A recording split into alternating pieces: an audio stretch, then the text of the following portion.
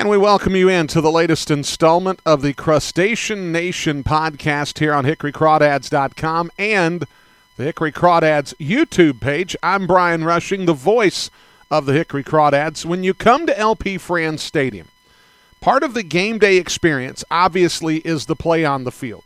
These are some of the best players in the Texas Rangers organization. Stars of tomorrow are here at LP Franz Stadium on a daily basis. But another part of the experience that extends even beyond Conrad and Candy and all the entertainment that's done here at the ballpark is the food. And today, we're going to talk to Ashley Pyatte and Sadie Pilkenton.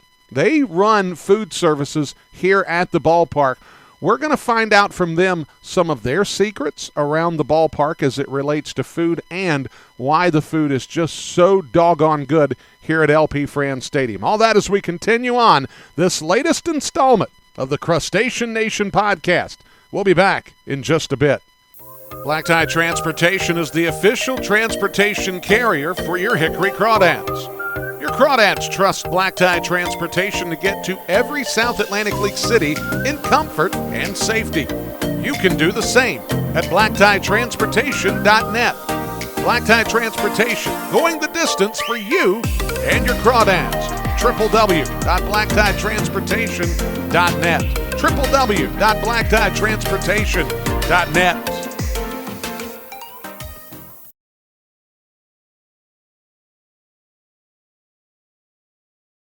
And we welcome you back to our latest installment of the Crustacean Nation podcast here on HickoryCrawdads.com. Usually, we have the opportunity to tell you stories about folks around the ballpark, and we do it one at a time.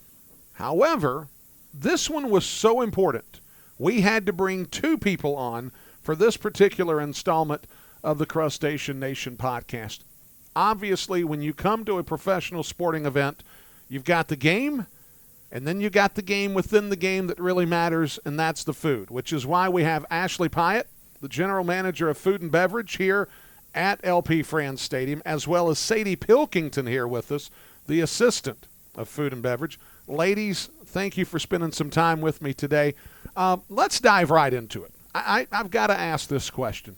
How important is the relationship with sporting events and food? It's a massive undertaking for you guys to have to keep thousands of people on a given night happy related to food. How seriously do you take the job? How difficult is the job?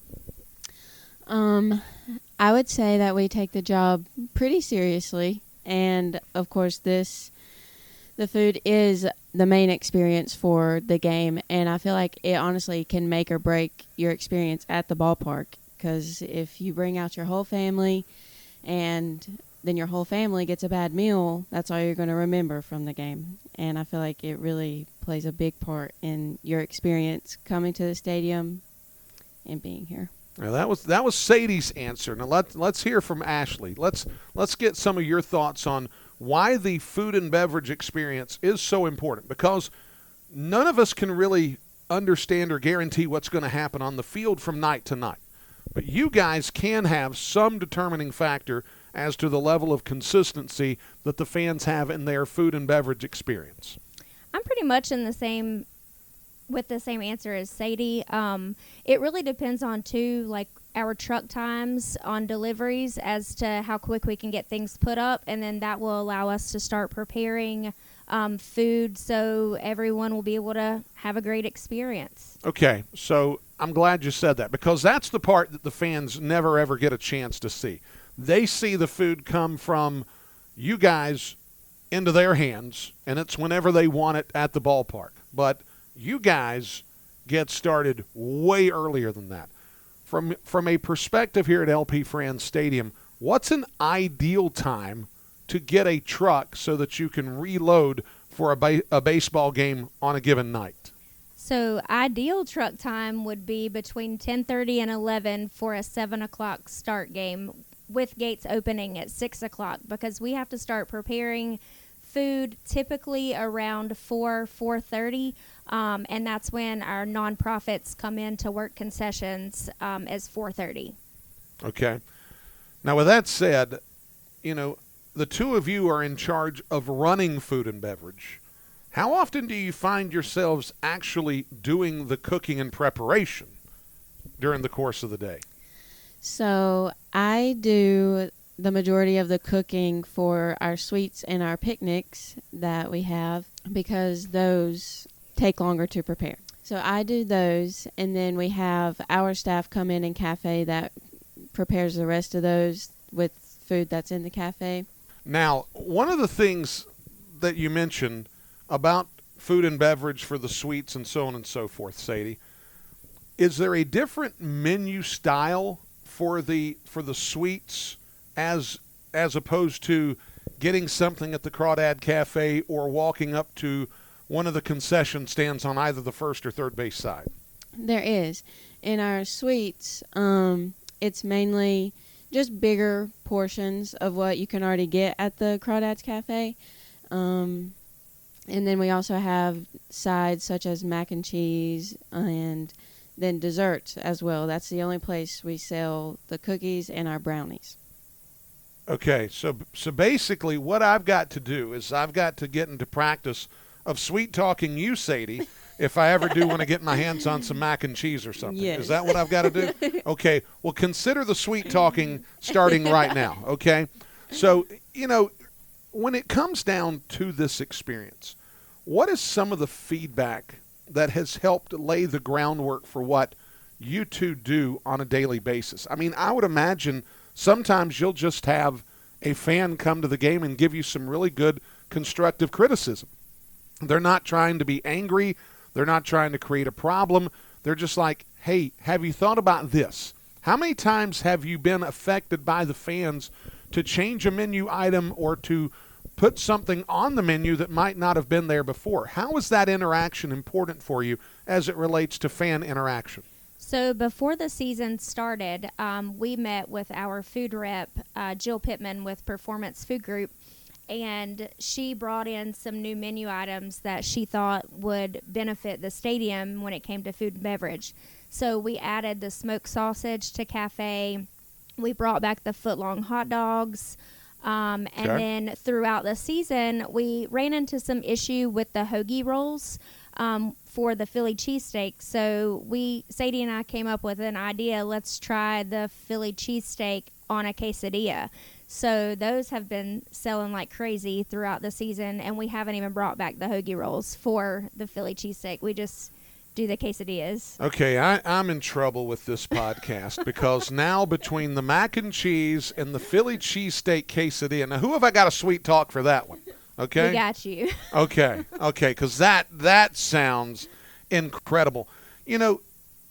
Really having such a wide variety of food options at a ballpark.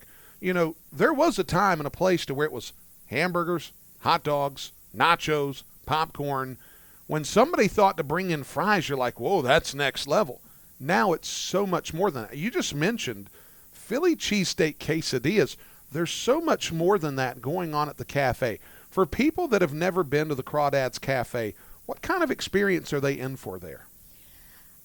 Well, in the cafe, we do have a full bar, the liquor bar, and you can get your beer. But the food is just phenomenal over in cafe. We've got some really good cooks over there. That's where a lot of times the season ticket holders, they'll come over and first thing go ahead and order their food. It's pretty much the same thing every time they come in. And just us knowing their order and making sure that is 100% top notch when it goes out is number one importance for us. I'm going to ask a personal question for both of you here. And I'm not trying to get any outside establishments from the ballpark in any sort of trouble or anything. But how particular are your taste buds when you're not at LP Franz Stadium and you do decide to go out? If you were going to help someone who's never been to Hickory before to eat at a place not LP Franz Stadium, where are some of your personal favorites to go to here in Hickory? My absolute personal favorite is East Coast Wing.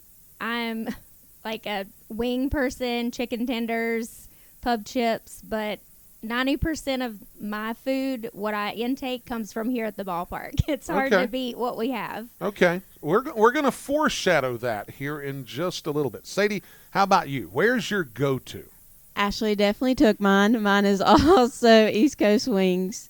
So apparently this is a place that I've got to visit because I've never been there yet. Okay.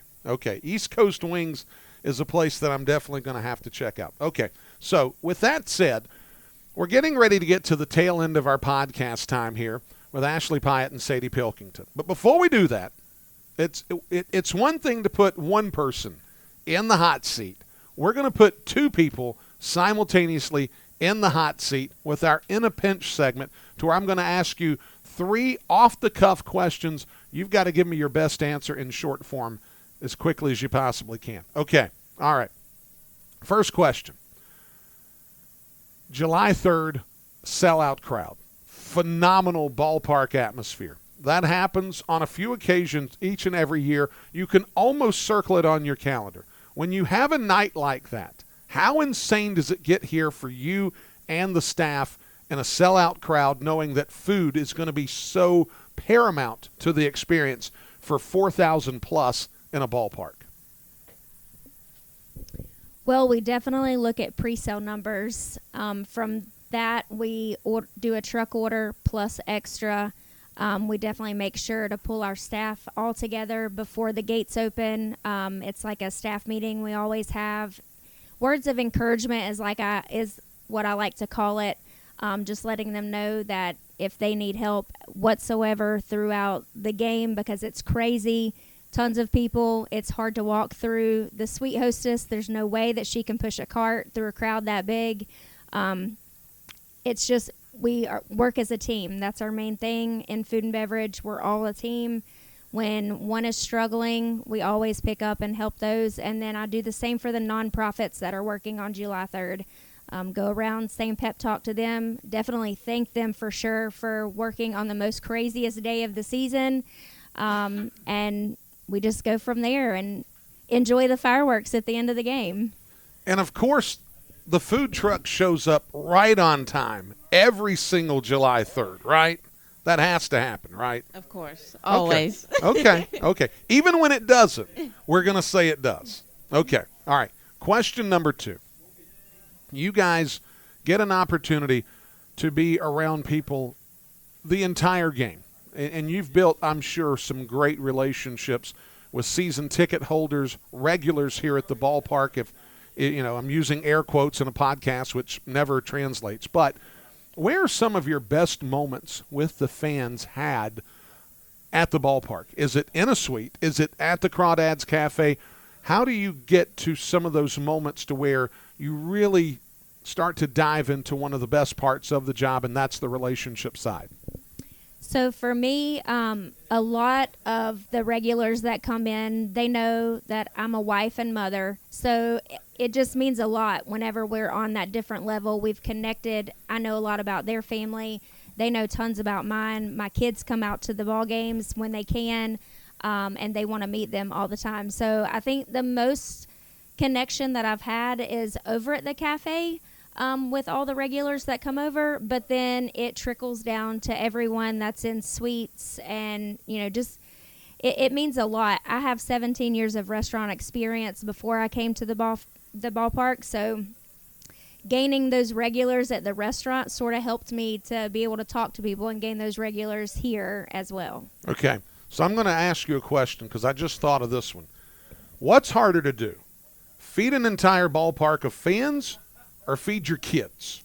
Oh, most definitely feed my kids, because I have 2 kids that are complete opposite, and one is super picky and the other is only a meat eater. So okay. it's harder to feed the kids. I had an idea, being a parent myself, that was going to be your answer. I can't imagine anything harder than dealing with different taste buds and different taste in general. Having to feed a family can be really difficult at times. Okay, so final question, all right? And you may have alluded to this already, but I'm going to ask the question. Here inside LP Franz Stadium, Sadie, we'll start with you. Your favorite food in the ballpark? Definitely the chicken tenders. What is it about the chicken tenders? They're just Chicken tenders are always good. Everyone loves chicken. Sure. They do. Now, when you talk about chicken tenders, obviously, I don't know anybody that eats them just plain. So what's your favorite sauce that you put on the chicken tenders here at LP France Stadium? I'm going for our honey mustard. Okay, you like the honey mustard. Okay. I do. That is a good call. I like the honey mustard here. All right, Ashley Pyatte, your favorite food here at LP France Stadium? Mine is also the chicken tenders. Okay, so you guys kind of gave that away with East Coast wings. Yes. Yeah. Okay. Now, are you a honey mustard gal, or do you do something different? Oh, I'm definitely not honey mustard. I am a buffalo sauce all the way, and it's the wing sauce that we use over in Cafe. I just pour it into a cup and dip my tenders right on in. So in other words, fans, what you're going to have to do is if you want the buffalo sauce, you've got to sweet talk Ashley into getting the buffalo sauce. So I already know. I go to Sadie when I need mac and cheese. I go to Ashley when I need buffalo sauce and a Philly cheesesteak quesadilla. And now that you know this, you've got some of the secret ingredients for making it a great night as it relates to food and beverage here at LP France Stadium. Ladies, thank you so much for spending some time with me today. Thank you. When we come back, we'll wrap up this Crustacean Nation podcast on HickoryCrawdads.com. We'll be back in just a bit. You know the ones who give and then give some more? The brave ones who serve from the heart and choose love, who make untold sacrifice to help others get ahead, and who are always there when you need them. We see you, and we're celebrating you. To the ones who help make us exceptional, thank you. People's Bank. Be exceptional. Visit peoplesbanknc.com. Member FDIC Equal Opportunity Lender. And we thank you so much for joining us today for this Crustacean Nation podcast. Again, want to thank Ashley Pyatte and Sadie Pilkenton for joining us to talk about the food around LP France Stadium. Folks, we thank you so much for spending some time with us today on the Crustacean Nation podcast. Until we're back with you for the next installment, this is Brian Rushing, the voice of the Hickory Crawdads, saying always to abide by the claw. We'll see you next time.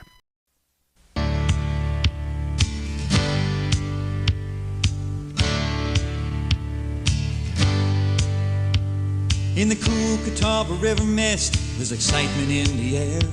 From Lake Hickory shores across Unifor, it's spreading everywhere. From the young folks to the old folks, it's a feeling they can't hide. Since the Crawdads came to Hickory, this whole town's filled with pride. Hometown baseball, it's got a hold on me. Give me Crawdads baseball, Hickory's own number one hometown baseball team. There's an old rebel spirit in every part of France Stadium. So let's stand and cheer, cause the dads are here and the fight has just begun. And to those who should oppose us, well, let them know this law. When you tangle with a crawdad, you're gonna feel the claw. Hometown baseball, it's got a hold on me. Give me Crawdads baseball, Hickory's own number one hometown baseball team. So come out to the ballpark for some good old-fashioned fun. Join your friends and family, the good times have just begun.